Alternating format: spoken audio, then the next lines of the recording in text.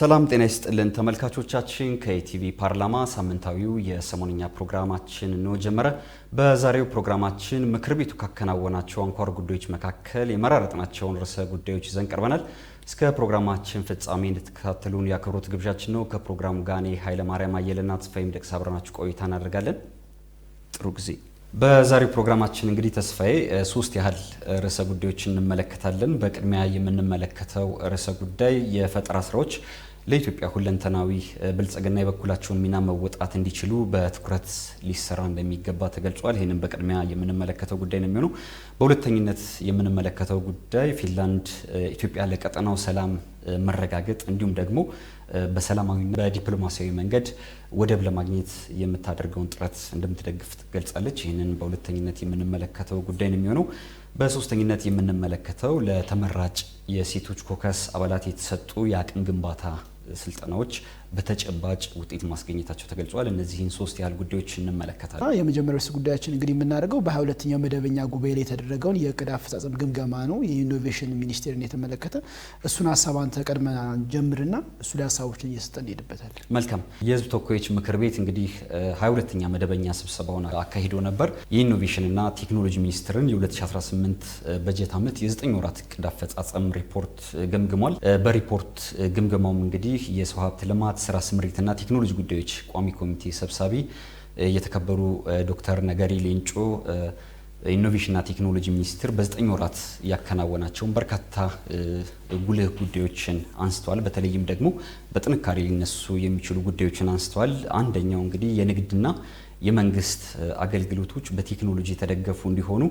ያከናወናቸው ተግባራት አበረታች መሆናቸውን አንስተዋል። በተለይም ደግሞ ተስፋዬ አሁን የምናያቸው በርካታ የንግድ ስርዓቶች ከባህላዊ ወይም ደግሞ ትራዲሽናል ከሆነው ሲስተም በመውጣት ወደ ዘመናዊ አሰራር ወይም ደግሞ ወደ ዲጂታል አሰራር ስርዓቶች እየተሸጋገሩ ነውና ኢኖቬሽንና ቴክኖሎጂ ሚኒስቴርም በተለይም የንግድ ስርዓቱን ከባህላዊ ወደ ዘመናዊ መልኩ ለመቀየር የፈጠራቸው አስቻይ ሁኔታዎች የሚበረታቱ መሆናቸውን ገልጿል።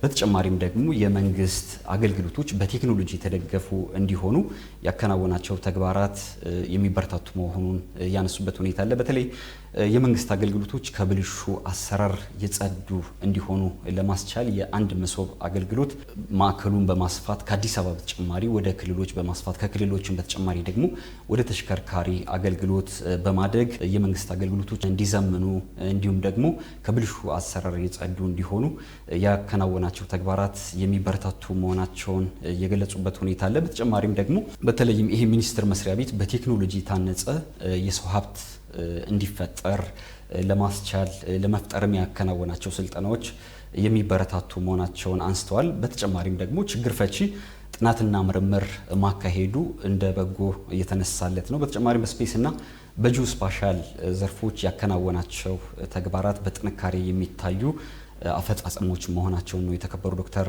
ነገሪ ሌንጮ ያስረዱት። ከስፔስና ጂኦ ስፓሻል ጋር ተያይዞ ተስፋዬ በተለይም በትልልቅ ከተሞች አካባቢ ያሉ የከተማ አድራሻዎችን በዘመናዊ በዲጂታል መልኩ ሰዎች በቀላሉ ሁኔታ በጂፒኤስ እንዲያገኟቸው ለማስቻል የተሰሩ ስራዎች አበረታች መሆናቸውን ገልጸዋል። በተጨማሪም ኢትዮጵያ ከዚህ በፊት ያመጠቀችው ሳተላይት አለ። እነዛ ሳተላይቶች በአሁኑ ሰዓት ስራቸውን እየሰሩ መሆኑን ገልጸዋል። በተጨማሪም ደግሞ ሌሎች ሳተላይቶችን በመገንባት ሂደት ላይ የሚገኝበት ሁኔታ አለና ሚኒስቴር መስሪያ ቤቱ በስፔስ ሳይንስና በጂኦ ስፓሻል ዘርፍም የተጠናከሩ ስራዎችን እየሰራ እንደሆነ የገለጹበት ሁኔታ አለ። በተመሳሳይም ደግሞ በቴክኖሎጂ ታግዞ የሀገሪቱን ምርትና ምርታማነት ለማሳደግ ያከናወናቸው ተግባራት በጥንካሬ የሚነሱ መሆናቸውን ገልጸዋል። እንዲሁም ደግሞ የፈጠራ ስራዎች የአእምሮ ንብረት ባለቤትነት መብት ለማስከበር የተሰሩ ስራዎች በጥንካሬ የሚነሱ መሆኑን አንስተዋል። በተለይም ደግሞ ለአእምሯዊ ንብረት ጥበቃ ለማድረግ ሰርቲፊኬት የመስጠት ስራዎች በጉልህ የሚነሱለት እና በአዎንታዊ ተግባሩ የሚታዩ መሆኑን አንስተዋል። ሌላው ደግሞ ተስፋዬ እንግዲህ በጥንካሬ የሚነሳው አንደኛው ተግባር እንደ ሀገርም የዳታ ማዕከል ለማቋቋም የተሰሩ ስራዎች የሚበረታቱ መሆኑን አንስተዋል። በተለይም መረጃዎችን ወደ አንድ ማዕከል ወይም ደግሞ ወደ አንድ ዳታ ሴንተር ወስዶ እነዛን ደግሞ ለኢኮኖሚያዊ ሁኔታዎችን ለመጠቀም የተከናወኑ ተግባራት አበረታች መሆኑን ያነሱበት ሁኔታ አለ። ሌላው ተስፋዬ እንግዲህ ሚኒስቴር መስሪያ ቤቱ በጥንካሬ ካከናወናቸው ተግባራት በተጨማሪ ደግሞ በጥረት የሚነሱ ጉዳዮችም አሉ። የሀገሪቱን ልማት ለማፋጠን የሚያግዝ ከፍተኛ ሪዞሉሽን ያለው ሳተላይት ለማምጠቅ ታቅዶ ነበር በዚህ ዓመት። ነገር ግን ያ አልተፈጸመም። በቀጣይ ትኩረት ተሰጥቶት ሊሰራ እንደሚገባ ያነሱበት ሁኔታ አለ። ከዚህ ጋርም አያይዘው የተከበሩ ዶክተር በለጠ ሞላ ያነሷቸው ሀሳቦች አሉ። ወደ ኋላ ላይ የምናነሳቸው ይሆናሉ። የመንግስት አገልግሎቶችን ይበልጥ ለማሳለጥ ደግሞ የጥሪ ማዕከላትን ለመገንባት በእቅድ ተይዘው በ9 ወራት ያልተፈጸሙ ተግባራት መሆናቸውን የተከበሩ ዶክተር ነገሪ ሌንጮ አንስተዋል።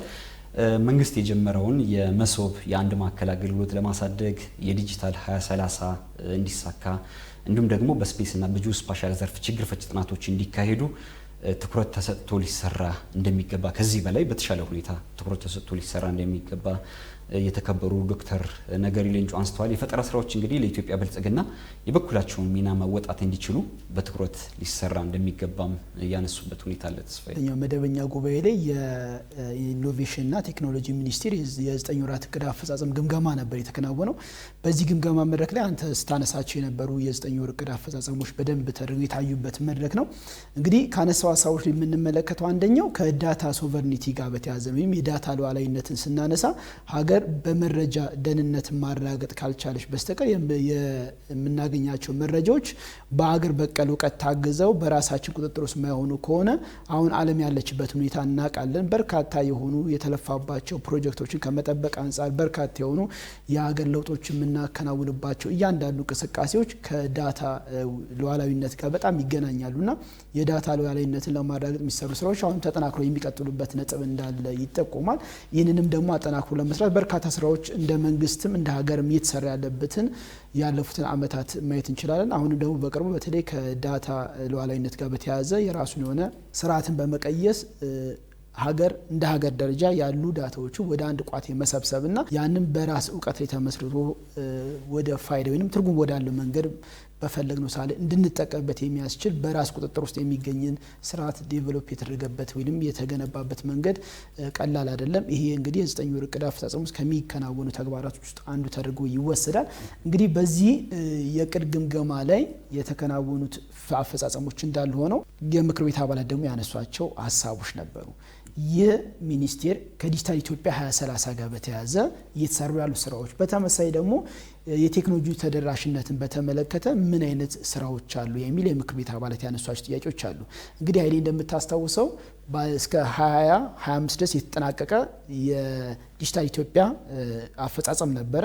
ሁለተኛው ፌዝ ነው ደግሞ 2030 የተጀመረው የዲጂታላይዜሽን እንቅስቃሴና ይህ እንቅስቃሴ ምን ይመስላል፣ ሀገር በምትፈልገው ቅርጽ ውስጥ ዲጂታላይዜሽን እውን ለማድረግ የምትሄድበትን ጎዳና ሚኒስቴር መስሪያ ቤቱ ምን ያህል እየሰራበት ነው የሚለውን የምክር ቤት አባላት ያነሱበት ሀሳብ አለ።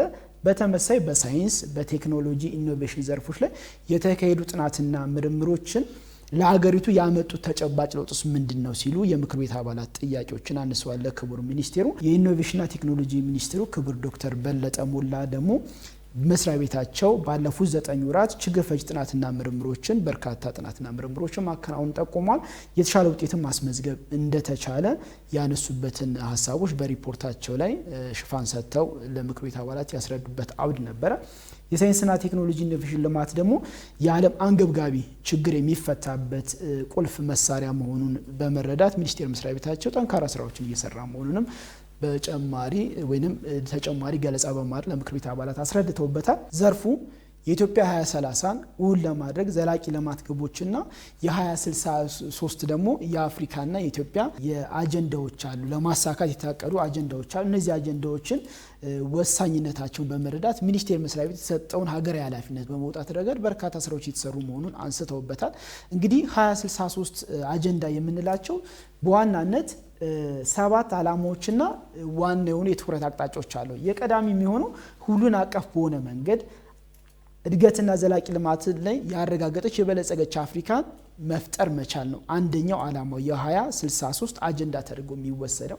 ሁለተኛው በፓን አፍሪካኒዝም እንሳቢዎችና በአፍሪካ ህዳሴ ራዕይ አማካኝነት የተሰናሰለና የተሳሰረ ፖለቲካዊ አንድነት ያለው አህጉርን እውን ማድረግ ነው።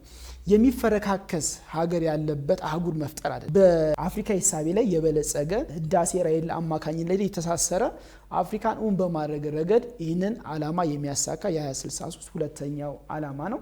ሶስተኛው አፍሪካን መልካም አስተዳደር የሰፈነባት የሰብአዊ መብቶች ደምና የህግ የበላይነት የተረጋገጠባት ፍትህ የነገሰባት ዲሞክራሲያዊ አህጉር ማድረግም ሌላው ዓላማው ነው 2063። እንግዲህ ይህንንም ዓላማ ከግብ ለማድረስ ሚኒስቴር መስሪያ ቤቱ የጣለበትን ኃላፊነት እየሰራ መሆኑን ይጠቁሙበታል። አራተኛው ከዓላማ አንጻር 2063 ላይ የምናገኘው ምንድነው? ሰላሙና አንድነቱ የጠበቀ አፍሪካን መፍጠር ነው። አፍሪካ በትንሽ በትልቁ የሚጋጭ ማህበረሰብ ሳይሆን የራሱን ችግር በራሱ አውድ ውስጥ የሚፈታ ያን የሚፈታው ደግሞ ዘላቂ የሆነ ሰላም በመፍጠር ረገድ ትልቅ የሆነ ሚና እንዳለ በመርዳት ይህንን ዓላማ ለማሳካት የሚሰራበት የ2063 ሌላኛው አጀንዳ ነው። ሌላው የምናነሳው በአምስተኛነት ጠንካራ የባህል ማንነት፣ የጋራ ቅርስ እሴቶች ያሉት እንዲሁም ጠንካራ ማህበረሰባዊ የሞራል መሰረት ያለውን ወይም መሰረት የፈጠረ አህጉርን መፍጠር ነው። እንግዲህ የጋራ የሚያደርጉን በርካታ እንደ አፍሪካ ልንቆምባቸው የሚችሉ የጋራ የሆኑ እሴቶች አሉ። እነዚህ እሴቶችን በመሰረትነት መፍጠር ያስፈልጋል። ኢትዮጵያ ከሌሎች አጎራባች የአፍሪካ ሀገራት ጋር እያሳሰረችባቸው ያሉ የዚህ የጋራ ሀሳቦችን የሚያንጸባርቁ በርካታ እንቅስቃሴዎች አሉ። ይህን እውን ለማድረግ እንደ አፍሪካም የተያዙ ሀሳቦችን ወደ ተጨባጭ ለማውረድ የሚሰራባቸው ነጥቦች አሉ። የባህል ማንነትን አጥንቶ መሄድ እንደ አፍሪካ ትልቅ አጀንዳ ተደርጎ የሚከናወንበት ነው። ሌላው እንደ ስድስተኛ የተቀመጠው በ2063 አጀንዳ ላይ የምናገኘው የአፍሪካ ልማት ዜጎችን ማዕከል ያደረገ የአፍሪካ ህዝብን የወጣቶችና የሴቶችን አቅም የሚጠቀም መሆኑን በተጨባጭ የሚያሳይ ለህፃናት ደግሞ እንክብካቤ ትኩረት የሚሰጥ መሆኑን ማረጋገጥ ነው። ህፃናት የነገ ሀገር ተረካቢዎች፣ የነገ አህጉርን ዓለምን ወደ ተሻለ ደረጃ የሚያደርሱ ታዳጊዎች እንደመሆናቸው መጠን እነዚህ ህፃናትን እንክብካቤ በመስጠት እውን የሚያደርግ አህጉርን መፍጠር፣ በተመሳሳይ ሴቶችና ወጣቶች አቅማቸውን በትክክል እንዲጠቀሙበት ሀገርን በመለወጥ አፍሪካን በመለወጥ ዓለምን በመለወጥ ረገድ የሚናቸውን እንዲወጡ ዓላማውን አጀንዳውን አስቀምጦ የሚሰራ የ2063 አንደኛው ነው። የመጨረሻው ነጥብ እንግዲህ የምናገኘው ጠንካራ አንድነቱ የተጠበቀ የማይበገር በዓለም መድረክ ደግሞ ተጽዕኖ መፍጠር የሚችል አህጉርን እውን ማድረግ ነው። በጸጥታው ምክር ቤት ሊሆን ይችላል፣ በተለያዩ ዓለም አቀፍ አውዶች ላይ ሊሆን ይችላል። አፍሪካ እንደ አህጉር የምትወከልበትና ድምጿ የሚሰማበትን እሳቢዎችን እውን የሚደረግበት 2063 አጀንዳ ተቀርጾ የሚከናወንበት ነው። እንግዲህ እንደ ሀገርም የ2030 ዲጂታል ኢትዮጵያን እውን ማድረግ ብቻ ሳይሆን የ2063ንም የአፍሪካን አጀንዳ ለማሳካት በተመሳሳይ ኢትዮጵያን በዚህ ውስጥ ያላት ሚናዋን ለመወጣት በ2063 ላይ የምታደርገው ጥረት እንደ ሚኒስቴር መስሪያ ቤት ኃላፊነት በመውሰድ እየተሰራ መሆኑን ክቡር ሚኒስቴሩ ዶክተር በለጠ ሞላ አንስተዋል። እንግዲህ የተቋሙ የሰው ኃይልም ደግሞ በዚህ ረገድ ትልቅ ሚና አለውና የተቋሙን የሰው ኃይል በእውቀትና በክህሎት ለማዳበር እንዲቻል በርካታ ስራዎች ተሰርተዋል። ከዚህ ጋር በተያያዘ በርካታ የሆኑ ስልጠናዎችን በመስጠት የሰው ኃይሉን በእውቀትም በክህሎትም የማዳበር እና የማጎልበት ስራዎች ተሰርተዋል። በዚህም ውጤታማ የሆኑ ተጨባጭ የሆኑ ውጤቶች በሚኒስቴር መስሪያ ቤቱ ላይ መምጣታቸውን የሰው ኃይሎችን በዛ ልክ መብቃታቸውን ጠቁሟል። የክቡር ሚኒስቴሩ ያነሱት ነጥብ ምንድነው? በኢኖቬሽን ዘርፍ ላይ 1714 የሚሆኑ ጥናትና ምርምሮች ተሰርተዋል ባለፉት 9 ወራት ላይ። እነዚህ ጥናትና ምርምሮች የተሻለ ውጤት ተመዝግቦባቸዋል። ከዚህ ጋር በተያያዘ ደግሞ 25 የሚሆኑ የጂኦ ስፓሻል ጥናቶች ተካሂደው የሚፈለገው ውጤት በተጨባጭ መሬት ላይ እንዲወርድ የተደረገበት የበጀት ዓመት መሆኑንም ጠቁሟል። ያለፉት 9 ወራት አፈጻጸም ላይ ሌላው ሚኒስቴሩ ያከሉት ምንድነው? ባለፉት 9 ወራት በሁሉም ስታርታፖች ላይ 6424 የሚሆኑ የስራ ዕድሎች መፈጠራቸውን አንስተዋል። ይህ ቀላል አይደለም። በእነዚህ በስታርታፕ ማሰልጠኛ ተቋማት ላይ የሚፈጠሩ የስራ ዕድሎች ቀላል አይደለም። የነገዋን ኢትዮጵያ በመገንባት ረገድ የሚያመጡት ለውጥ ቀላል አይደለምና እዚህ ላይ ያሉ 6424 ሰዎች የሚያመጡትን እውቀት አስብ፣ የተፈጠረው የስራ ዕድል አስብ። ያ ደግሞ እንደ ሀገር የሚያመጣውን ቀጣይ ለውጥን በዘልክ መረዳት ያስፈልጋል። ሌላው እንግዲህ የተነሳው ምንድነው? ዲጂታል 2030ና ለማሳካት የሚካሄድበት ጥረት እንዳለ ሆነ እየተሰራ ያለውን ነገር ደግሞ አጠናክሮ እንደሚቀጥልበት እየጠቆሙበትና የሳይበር ሴኩሪቲንም በዚህ ላይ በምሳሌነት አንስተዋል። እንግዲህ ሳይበር ሴኩሪቲ በዋናነት እያደረሰ ያለውን ተጽዕኖ እናውቃለንና ያንን ተጽዕኖ ለመቋቋም የሚያስችል አቅም በመገንባት ረገድ ታላቅ ስራ እየተሰራበት መሆኑን አንስተዋል። ሌላ ልናነሳ የምንችለው በዲጂታል 2030 ላይ በሀገሪቱ ጠረፋማ አካባቢዎች ላይ የኃይል አቅርቦትን፣ የኢንተርኔት ተደራሽነት ለማረጋገጥ ራዕይ አንግቦም ተቋሙ እየሰራ መሆኑን ጠቁሟል። እንግዲህ እያንዳንዱ እንቅስቃሴዎች ከቴክኖሎጂና ከኢኖቬሽን ጋር የሚተሳሰሩ ነገሮች ናቸው። ይህንም በማድረግ በ2030 ኢትዮጵያ የምትፈልገውን ዲጂታል ኢትዮጵያን በመገንባት ረገድ ላይ ሚኒስቴር መስሪያ ቤቱ በኃይል አቅርቦት በኢንተርኔት ተደራሽነትና እነዚህ ለማረጋገጥ በሚካሄዱ ጉዞዎች ላይ የራሱን አስተዋጽኦ እየተወጣ መሆኑን ጠቁሟል። ጥናትና ምርምሮችም ለሀገሪቱ ዘርፈ ብዙ ችግሮች ፈቺ በመሆን ጥቅም ላይ እየዋሉ መሆኑን ያነሱበት ነው። እንግዲህ ስታርታፕም አዋጁ ወጥቷል ከዚህ በፊት በዚሁ በሕዝብ ተወካዮች ምክር ቤት። የዚህ የስታርታፕ አዋጅ ደግሞ ተግባራዊ እንዲደረግ ደንብና መመሪያዎች መውጣት አለባቸው። ከዚህም ጋር በተያያዘ አዋጁን ሙሉ በሙሉ ተግባራዊ ለማድረግ የሚጠበቅበትን ደንብና የመመሪያ ማውጣት ስራዎች ከሚመለከታቸው ተቋማት ጋር በጋራና በቅንጅት በመሆን ስራዎች እየተሰሩ መሆኑን ጠቁሟል። ይህ ደግሞ ምን ያመጣል? የስታርታፕ አዋጅ በዋናነት መሬት ላይ ወርዶ ተጨባጭ የሆነ ለውጥ እንዲያመጣ የሚቻለው ቀጥሎ በሚወጡ የደንብና መመሪያዎች ነው። የዚህንም ተፈጻሚነት ከፍ ያደርጋል። ከዚህ ጋር በተያያዘ ቅንጅታዊ አሰራር በዛ ልክ እየላቀ መሆኑን አንስቷል። ዲጂታል ኢትዮጵያን በዘላቂነት ውጤታማ ለማድረግ የዩኒቨርሲቲ ኢንዱስትሪ ስታርታፕ ሊንኬጅ ወይም ትስስርም ለማጠናከር የተሰራው ስራ ቀላል እንዳለው አንስተዋል። ይህ ነገር መከናወኑ የምንፈልጋትን ዲጂታል ኢትዮጵያ በመገንባት ረገድ በቴክኖሎጂና በኢኖቬሽን ዘርፍ ላይ ኢትዮጵያ የቱ ጋር ደርሳ ነው ማየት የምንፈልገው የሚለውን የቤት ስራ ሚኒስቴር መስሪያ ቤቱ እየተወጣበት ያለው መንገድ የሚበረታታ መሆኑን ሌላው የምክር ቤት አባላት ካነሱት ነጥብ ላይ እናገኛለን። በዚህ 22ኛ መደበኛ ጉባኤ ላይ ዶክተር በለጠ ሞላ እንግዲህ በተለይም ከሞባይልና ኢንተርኔት ተጠቃሚዎች ጋር የተለያዩ ሀሳቦችን ያነሱበት ሁኔታ አለ።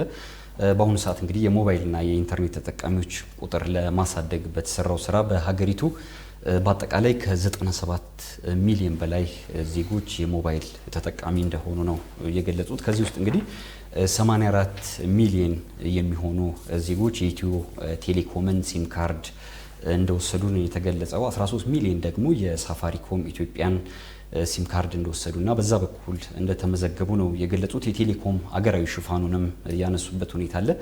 በተለይም አገራዊ ሽፋኑ ደግሞ በፍጥነት እያደገ እንደሆነ ያነሱበት ሁኔታ አለ። 87% አካባቢ መድረሱን አንስተዋል። ይሄ ደግሞ ለዲጂታል ኢትዮጵያ የኢኮኖሚ ወሳኝ እንደሆነም አስገንዝበዋል።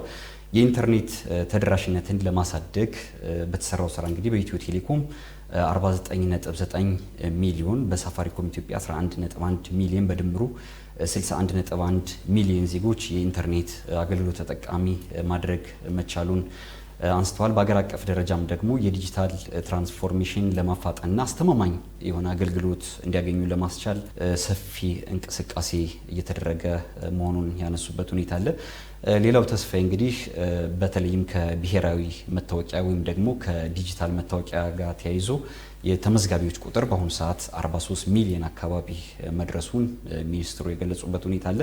በሌላ በኩል እንግዲህ ከዲጂታል መታወቂያ ጋር በተያያዘ ከ100 በላይ የሚሆኑ የመንግስትና የግል ተቋማት እነዚህን አገልግሎቶች ማስተሳሰር መቻሉን ያነሱበት ሁኔታ አለ። ባለፉት 9 ወራት ብቻ ከ20 ሚሊዮን በላይ የሚበልጡ ዜጎች ለብሔራዊ ዲጂታል መታወቂያ መመዝገባቸውን ያነሱበት ሁኔታ አለ። ይህም እንግዲህ በመላ ሀገሪቱ የብሔራዊ መታወቂያ ወይም ደግሞ ፋይዳ ተመዝጋቢዎች ቁጥር ቀደም ሲል እንዳነሳሁት 43 ሚሊዮን አካባቢ መድረሱን የገለጹበት ሁኔታ አለ። ተስፋዬ እንግዲህ በዚህ በ22ኛው መደበኛ ጉባኤ ላይ የኢኖቬሽንና ቴክኖሎጂ ሚኒስቴር የዕቅድ አፈጻጸም ግምገማ ላይ የተከናወነበት። በዚህ ግምገማ ላይ እንግዲህ ዲጂታል ኢትዮጵያን እውን በማድረግ ረገድ እንደ ቤት ስራ የተሰጡ በርካታ ክንውኖች ቀላል አይደሉም። ቀሪ ደግሞ ከምክር ቤት አባላት የተነሱ ሀሳቦችን ተጨማሪ በማድረግ በቀሪው የአራተኛ ሩብ ዓመት የበጀት ዓመቱ ተጨማሪ ስራዎች እንደሚሰሩ የጠቆሙበትም አውድ አለ።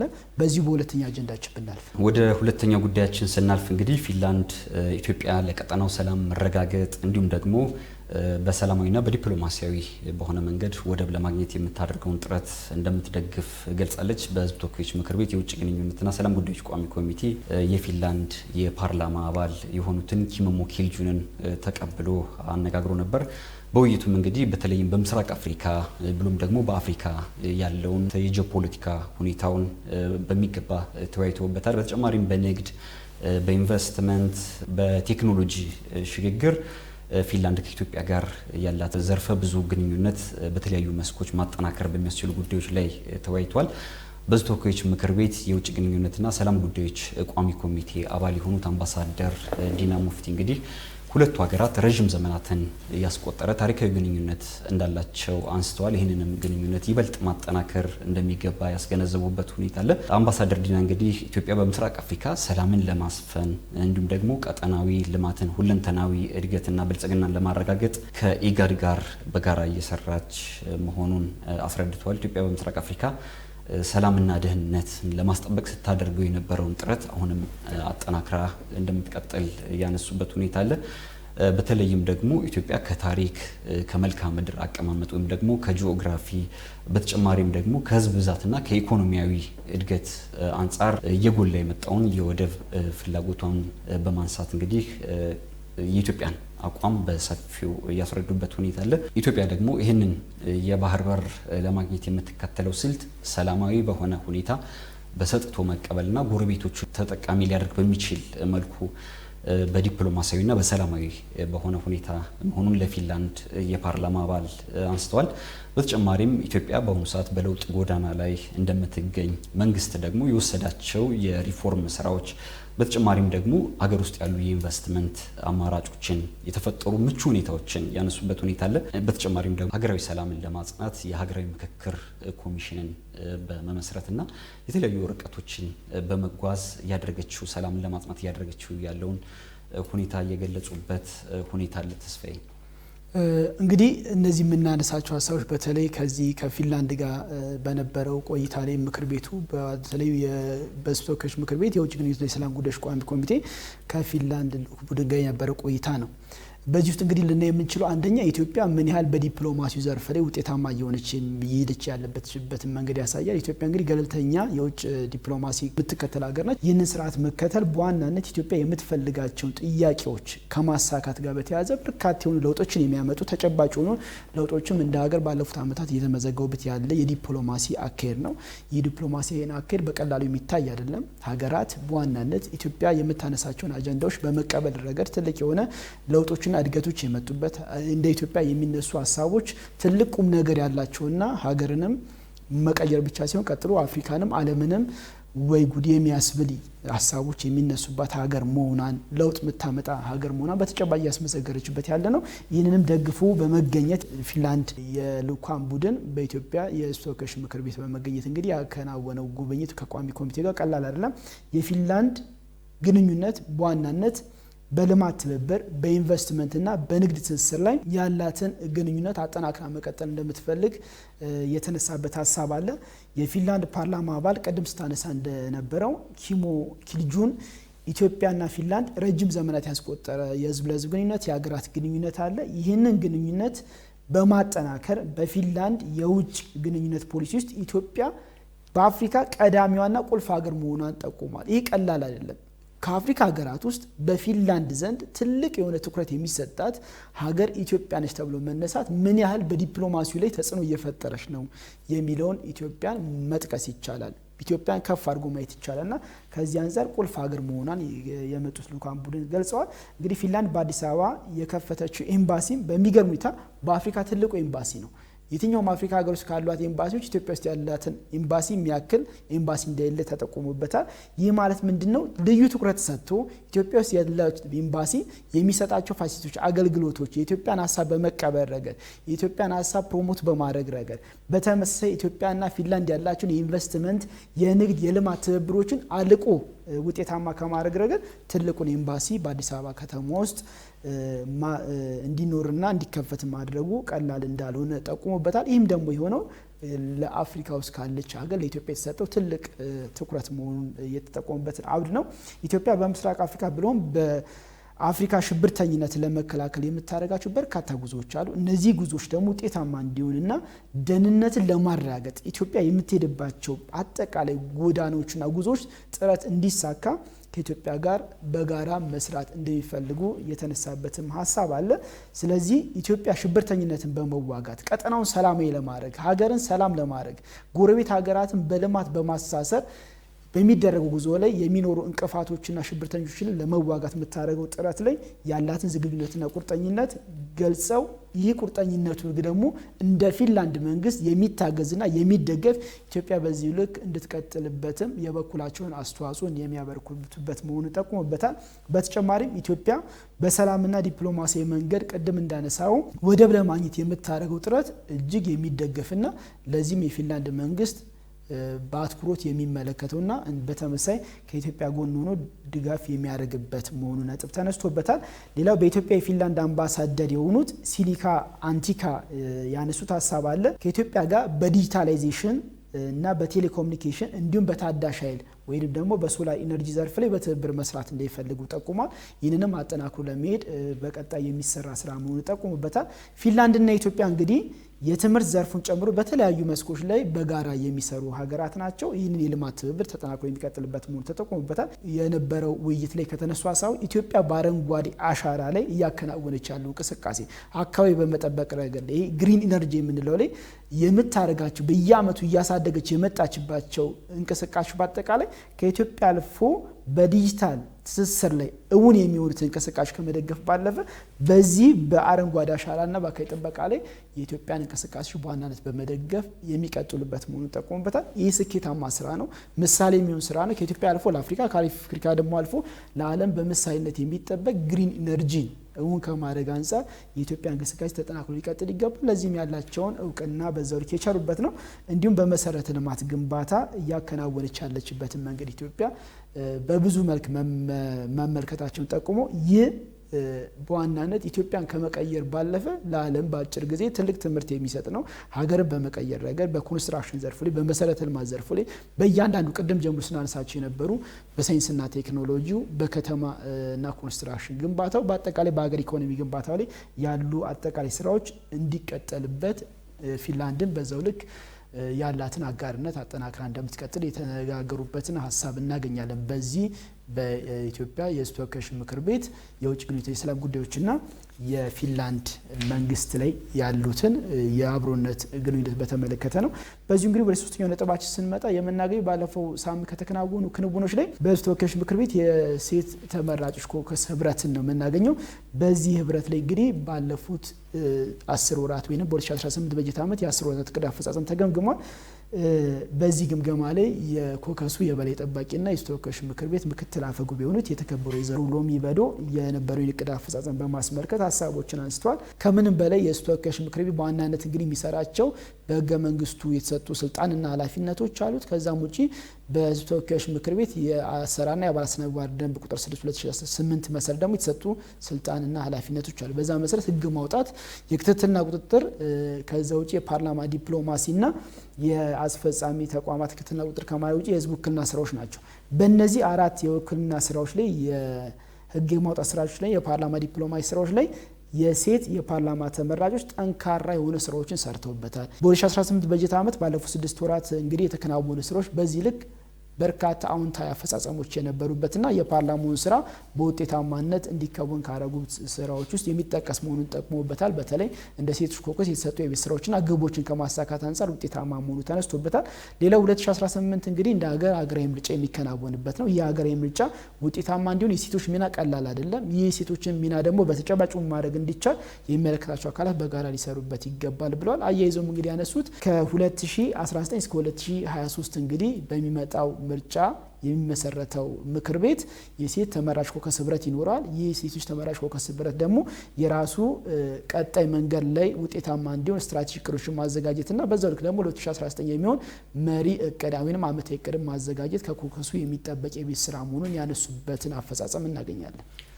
መልካም ሪፖርቱን ያቀረቡት የኮከሱ ምክትል ሰብሳቢ የተከበሩ አለሚቱ አበበ እንግዲህ በተለያዩ ጊዜያት በተከናወኑ የአቅም ግንባታ ስልጠናዎች የተሻለ ግንዛቤ መፈጠሩን ያነሱበት ሁኔታ አለ። የመፈጸምም የማስፈጸም አቅምም ማደግ መቻሉን ያነሱበት ሁኔታ አለ። አክሎም እንግዲህ ከባለድርሻ አካላት ጋር በተከናወኑ የቅንጅት ስራዎች የኮከሱ አባላት በውጭ ሀገራት መድረኮች ላይ በመሳተፍ ጠቃሚ ልምድ ልውጦች መደረጉን ያነሱበት ሁኔታ አለ።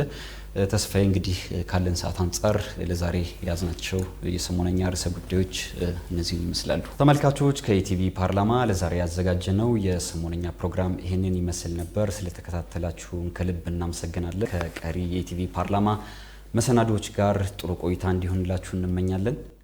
ጥሩ ጊዜ